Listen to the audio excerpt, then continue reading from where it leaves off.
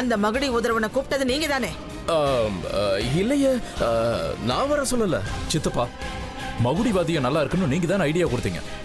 என்ன சித்தப்பா நீங்க? நாளைக்கு ராத்திரி நீ இந்த இடத்துக்கு வந்தே தீரணும். பைரவனுடைய இந்த மாய வலைக்குள்ள மாட்டிக்கிட்டு துடி துடிக்க போற. உன் ஆட்டம் இல்ல இங்க செல்லாத. உன்னை பத்தி இப்பவே எல்லாருக்கும் சொல்ற. ஏங்க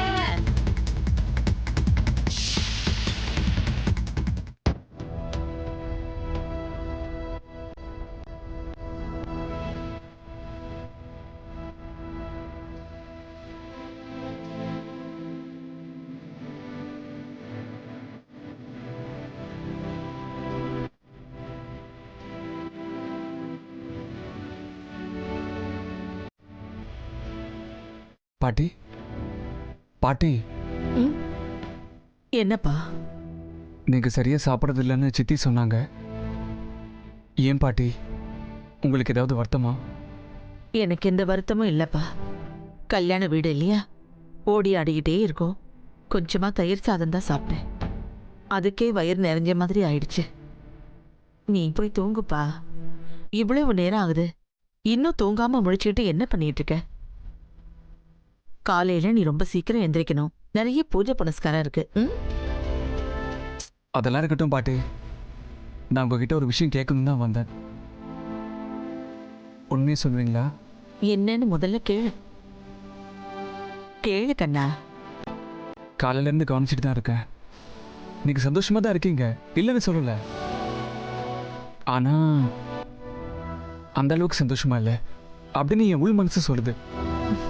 ஏன் பாட்டி, நான் இந்த கல்யாணம் பண்ணிக்கிறதுல உங்களுக்கு விருப்பம் இல்லையா? சேச்சே, அதெல்லாம் ஒன்றும் இல்லை. கல்யாணம்னா 1008 வேலை இருக்கும். அதில் கொஞ்சம் சோர்வா இருக்கேன், அவ்வளவுதான். நான் சந்தோஷமா தான் இருக்கேன். எனக்கு எந்த விதமான வருத்தமும் இல்லை. ப்ராமிஸ்? ப்ராமிஸ். பாட்டி, என்னை மட்டுமே நம்பிக்கிட்டு அமிர்தா நம்ம வீட்டுக்கு மருமகளா வரப்போறா.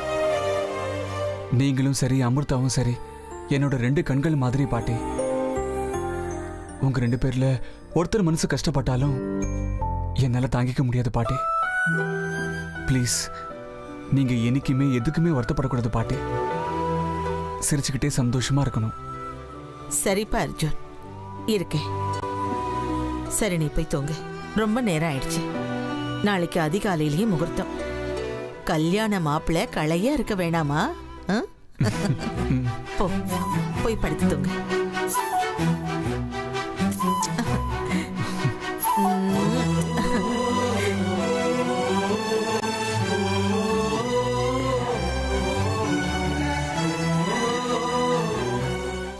நாளைக்கு மயூரி கழுத்தில் நீ தாலி கட்டுவ பாரு. அப்போ அந்த நிமிஷம் எனக்கு இருக்கிற எல்லா வருத்தமும் ஓடிடும். அப்ப நான் சிரிச்சுக்கிட்டு சந்தோஷமா இருப்பேன். ஆனா இப்ப என் மனசுக்குள்ள எவ்வளவு வேதனை இருக்குன்னு என் ஒருத்திக்கு மட்டும்தான் தெரியும். அந்த வருத்தத்தை நான் யார்கிட்டையும் காட்டிக்கவும் முடியாது, சொல்லிக்கவும் முடியாது. நாளைக்கு முகூர்த்தம் வரைக்கும் இங்க இருக்கிற எல்லார்கிட்டையும் எப்படியாவது சிரிச்சுக்கிட்டே இருக்கணும். ஆமா, சிரிச்சுக்கிட்டு தான் இருக்கணும். மயூரிக்கும் உனக்கும் கல்யாணம் நடந்தாதான் என் மனசுக்கு நிம்மதி கிடைக்கும் அர்ஜுன். ஆனாலும் ஒண்ணு மட்டும் ஞாபகம் வச்சுக்க. மயூரியை நீ கல்யாணம் பண்ணதுக்கு அப்புறம் இந்த அமிர்தாவை நீ முழுசா மறந்தே ஆகணும். அவன் ஞாபகம் உனக்கு வரவே கூடாது. ஆமா,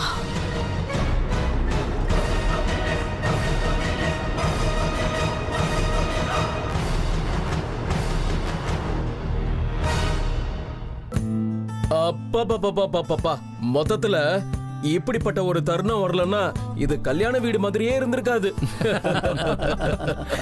இந்த மாதிரி பார்ட்டில மீட் பண்ணி எவ்வளவு நாள் ஆச்சு?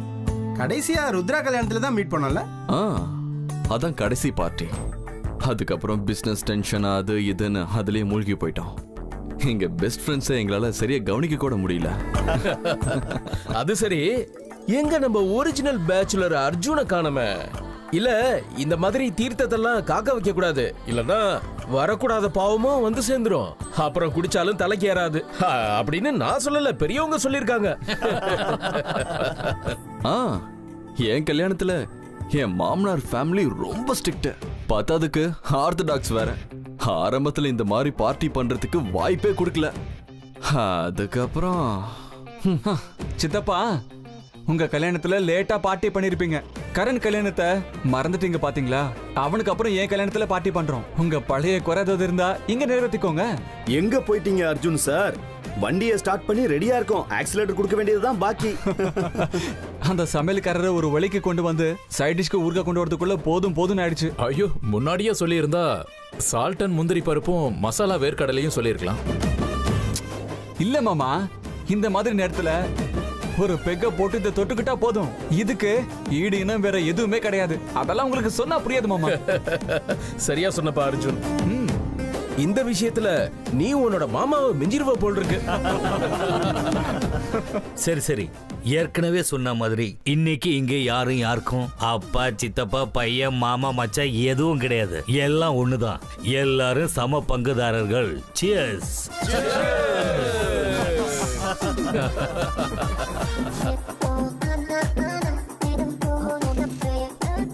சமந்தி, என்ன பாக்குறீங்க?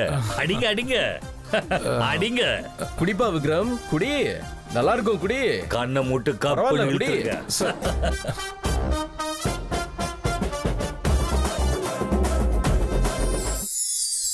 மொத்தத்துல எங்க அமிர்தா ஆசைப்பட்ட மாதிரி அர்ஜுனையே கல்யாணம் பண்ணிக்க போறா.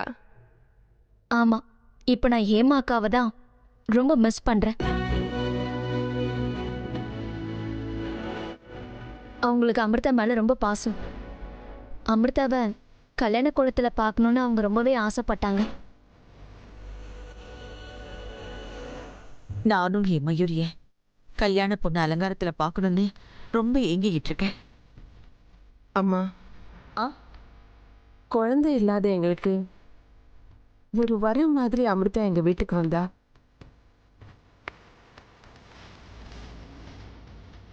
எங்க மகளை நாங்க அவளை கவனிச்சதை விட அப்பா அம்மாவா எங்களை அவ கவனிச்சது அதிகம். எங்க மேல ரொம்ப அக்கறையா எங்களை பார்த்துக்கிட்டா. எங்க தேவை என்னன்னு நாங்க சொல்லாமலே புரிஞ்சுப்பா. வீடு மொத்தம் கலகலன்னு சுத்திக்கிட்டே இருப்பா. பொம்பளை பிள்ளைங்க குணமே அதுதானே சரோஜா. பிறந்த வீட்டுக்கும் புகுந்த வீட்டுக்கும் சந்தோஷத்தையும் சிரிப்பையும் கொடுக்கறது பொம்பளை பிள்ளைங்க தான். அமர்தா, நீ எங்க வீட்டுக்கு மருமகளா வர்றது எனக்கு ரொம்ப சந்தோஷமா இருக்கு. சந்தோஷம் இல்லைன்னாலும் எல்லாரும் சந்தோஷமா பேசி சிரிக்கும் போது நானும் இப்படித்தான் பேசி ஆகணும். ரொம்ப நேரமா இந்த ராஜேஸ்வரியே இப்படியே உட்கார்ந்துருக்காங்க. என்னமோ நடந்திருக்கு. என்னவா இருக்கும்? அத்தை, அத்தை, என்னாச்சு அத்தை? ஏன் இப்படி உட்காந்துருக்குங்க? அவங்களுக்கு பார்ட்டியில வேலை செஞ்சது ரொம்ப டயர்டா இருக்கும். அம்மா, அமிர்தா ரொம்ப சின்ன பொண்ணு. தெரிஞ்சோ தெரியாமலோ தப்பு பண்ணா. தயவு செஞ்சு அதெல்லாம் பெருசா எடுத்துக்காதீங்க.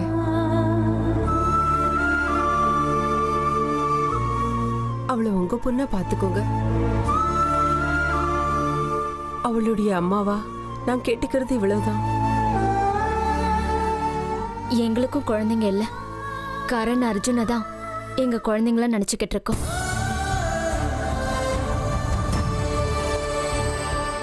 எங்க வீட்டுல பெண் குழந்தைங்களே இல்ல.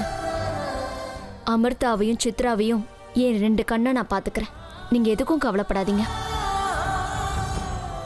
ஆமாமா சரோஜா, அத பத்தி எல்லாம் நீ கவலையே பட வேண்டாம்.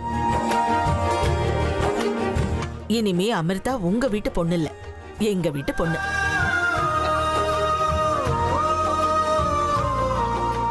எங்க வீட்டு மாணிக்கத்தை எப்படி பத்திரமா பாத்துக்கணும்னு எங்களுக்கு தெரியாதா என்ன?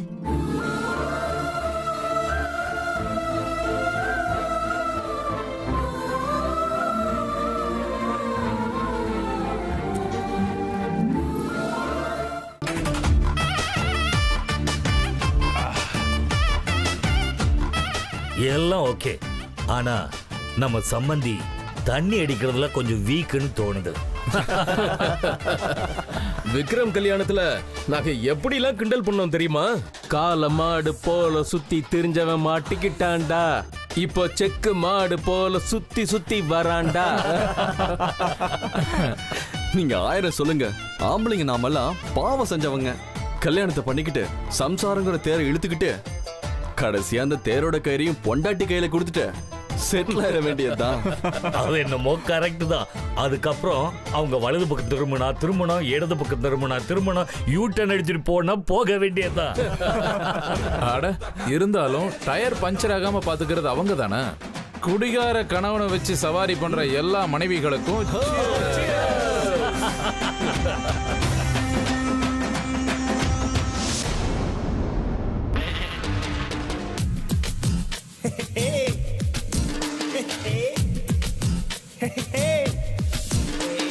என்னப்பா அர்ஜுன் இது?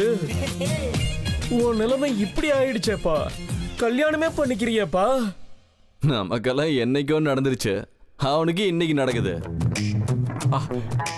நடக்கட்டும் விடுங்க, அனுபவிக்கிட்டோம். அப்படி இல்லப்பா, எல்லாத்தையும் விட்டுட்டு பாம்பு புத்துக்குள்ள போய் கைய விடுறியப்பா. ஆஹா அங்கிள், எல்லாரும் கல்யாணத்தை ஆயிரங்காலத்து பயிர் இல்ல கல்யாணங்கிறது சமுத்திரம்னு அப்படி இப்படி சொல்லுவாங்க. ஆனா நீங்க பாம்பு புத்துன்னு சொன்னீங்க பாத்தீங்களா? I like it uncle. நீ கல்யாணம் பண்ணிக்க போறது யாருன்னு தெரியுமா? என் தேவதை அங்கிள். அதுதான்ப்பா, நாகதேவதை. ஐயோ, நார்மலா இருக்கும்போதே சொல்ல முடியாது இந்த நிலைமையில.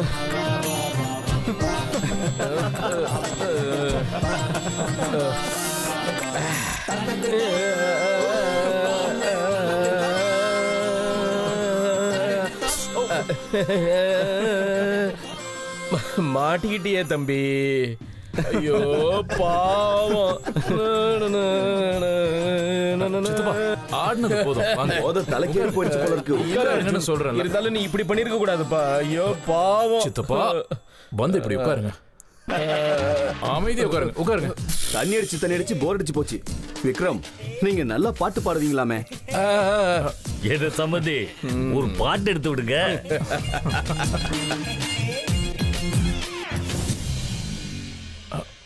ரெடியா இருப்பா. ரெடியா? ரெடி.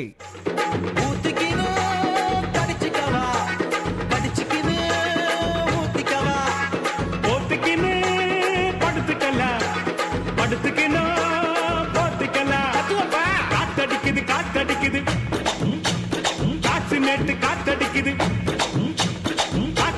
காத்தடிக்குது காற்று நேட்டு காத்தடிக்குது எங்க பாத்தடிக்குது ஏழை என்ன குத்தடிக்குது. ஊத்திக்கினு கடிச்சுக்கவா கடிச்சுக்கினு ஊத்திக்கவா ஊத்திக்கினு படுத்துக்கலாம் படுத்துக்கினு. அட என்ன ராஜேஸ்வரி தூங்கிட்டா? ஆமாமா, பாவம், கல்யாணத்துக்கு தேவையான எல்லா வேலையும் பார்த்ததுல ரொம்ப டயர்ட் ஆயிட்டாங்க. அட அமிர்தா, நீ ஏம்மா அமைதியா உட்காந்துட்டு இருக்க? நாளைக்கு உனக்கு தான் கல்யாணம். எங்க வீட்டு மருமகளா வரப்போற உனக்கு என்ன தோணுது? அது என்னென்னமெல்லாம் தோணுது. அதுக்கு தானே வரப்போற. அப்படின்னா ஒன்னும் இல்ல பாட்டி, விடுங்க. நானும் உன்னை கவனிச்சுக்கிட்டே தான் இருக்கேன். எப்பவும் ஏதோ ஒரு மாதிரியாவே இருக்கியே. இங்க பாரு, மனசுல ஏதாவது இருந்தா என்கிட்ட சொல்லு. மனசுல இருக்கிற பாரம் குறையும். அம்மா விட்டு விட்டு வரப்போறங்கிற வருத்தமா உனக்கு? நான், எங்க அப்பா அம்மா எல்லாரும் எங்க உலகத்துல சந்தோஷமா இருந்தோம். யாரோ வேண்டாதவங்க எங்க அப்பா அம்மாவை திட்டம் போட்டு சாகடிச்சிட்டாங்க.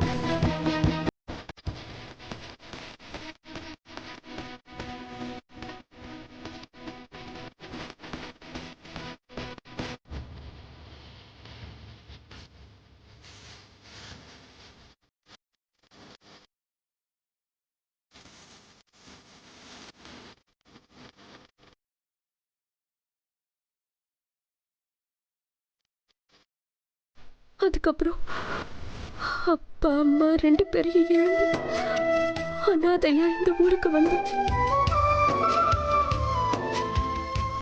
எனக்கு தெய்வம் மாதிரி கிடைச்சவங்க தான் இந்த அப்பா அம்மா.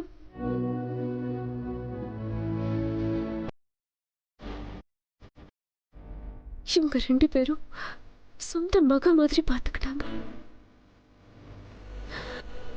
பாசம், நம்பிக்கை இவங்கள எல்லாம் வச்சாங்க.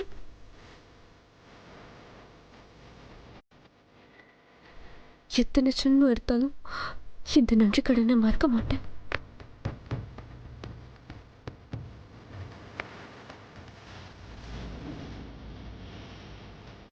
அமிர்தா, ஏம்மா ஏன் இப்படி பழசெல்லாம் நினைச்சுக்கிட்டு கண்ணீர் விட்டுட்டு இருக்க? இது பாரு, கெட்டது எல்லாம் மறந்துடணும்மா. நல்லது மட்டும்தான் ஞாபகம் வச்சுக்கணும். இல்லம்மா, என் எதிரிகளை கடைசி மூச்சு இருக்கிற வரைக்கும் நான் மறக்க மாட்டேன். இதோ பாரு அமிர்தா, நடந்தது நடந்து போச்சு.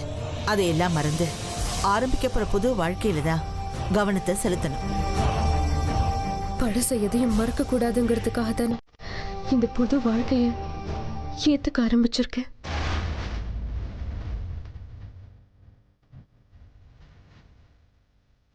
அப்படின்னா ஒன்னும் இல்லை, விடுங்கம்மா. நம்ம அமிர்தா எல்லாத்துக்கும் உணர்ச்சி வசப்படுவா. இப்போ ஏதோ துக்கத்தில் இருக்கா, அதனால்தான் இந்த மாதிரியெல்லாம் ஏதோ பேசுறா.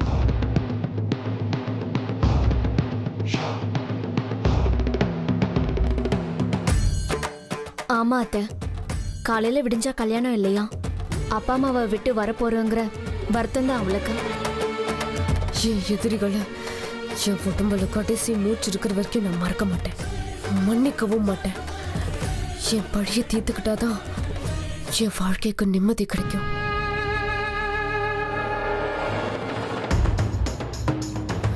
விட மாட்டேன், ஒருத்தரை கூட விட மாட்டேன். பழி வாங்கியே தீருவேன். உங்க வம்சம் நிர்மூலமாகியே தீரணும். அது உண்மைதான். சரி சரி, ஏற்கனவே ரொம்ப லேட் ஆயிடுச்சு. காலையில வரை சீக்கிரம் எந்திரிக்கணும். படுத்துக்கலாமா? கதவை சாத்து.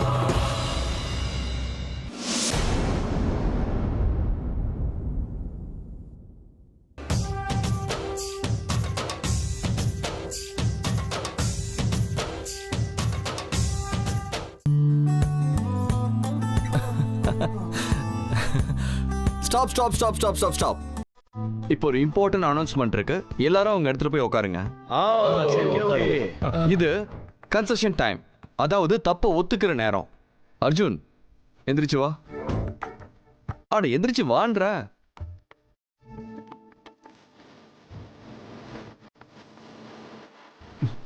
மாமா, அமிர்தாவை காதலிக்கணுங்கிறதுக்காக பொய் சொல்லி உங்கள் வீட்டுக்கு வந்து சேர்ந்ததுக்கு, அவங்க என்னை காதலிக்கணுங்கிறதுக்காக அவங்கள விடாமல் தொந்தரவு பண்ணதுக்கு, எல்லாத்துக்கும் சேர்த்து இங்கே இருக்கிற பெரியவங்க முன்னாடி நம்ம குலதெய்வத்தோட சாட்சியா நான் உங்ககிட்ட மன்னிப்பு கேட்டுக்கிறேன். நான் செஞ்ச தப்பெல்லாம் நீங்கள் மறந்து என்னை மன்னிச்சிருவீங்கல்ல? யோசிக்கிறேன்ப்பா. உங்க முதல் வருஷ ஆனிவர்சரி அன்னைக்கு உங்களை மன்னிக்கலாமா வேண்டாமான்னு யோசிச்சு சொல்றேன்.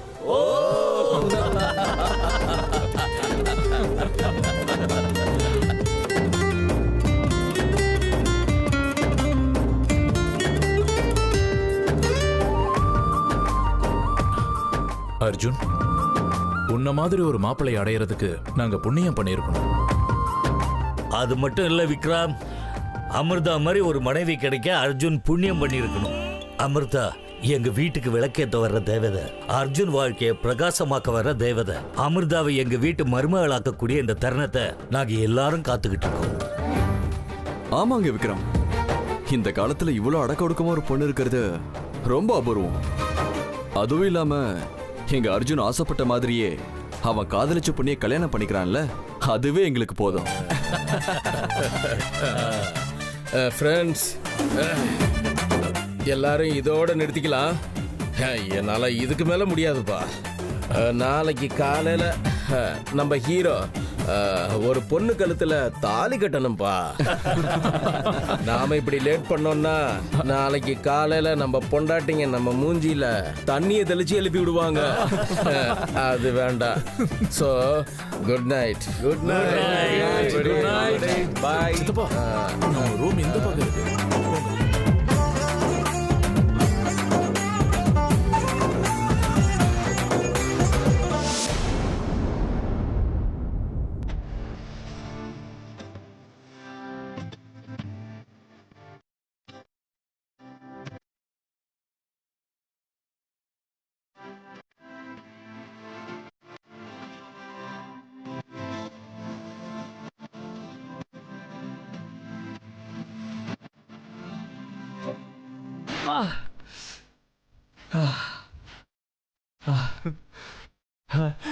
அமிர்தா